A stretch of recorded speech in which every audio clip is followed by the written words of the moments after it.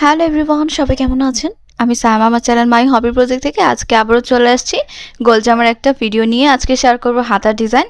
দেখতেই পাচ্ছেন কত সুন্দর একটা মেরুন কালারের লেস নিয়েছি। এই লেসটি দিয়ে আজকে ডিজাইনটা করব। তো আজকে হাতার ডিজাইনটা শেয়ার করি। আর এটা ছিল কালামকারীর একটা জামা, ঠিক আছে? তো এই যে দেখুন, হাতার কাজটা আমি সিধা পাটে কাপড়টাকে ভাঁজ করে নিব।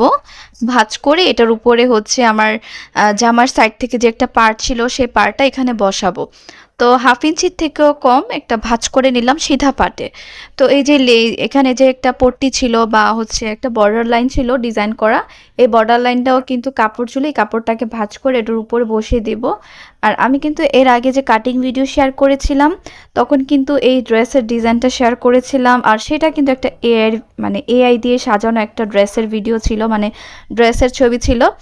আর আমার ড্রেসটা আমি কালকে ফাইনাল লুকটা শেয়ার করব ইনশাল্লাহ। দেখুন, আর আমি কিন্তু এটার মধ্যে একটা লাইন দিব।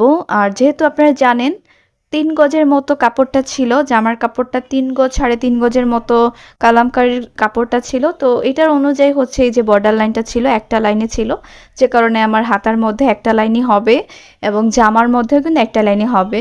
তো এআই দিয়ে যেহেতু ভিডিওটা বানানো হয়েছে, এআই হচ্ছে 2টা লেয়ারে লেসটা বসিয়ে দিয়েছে বর্ডারটা।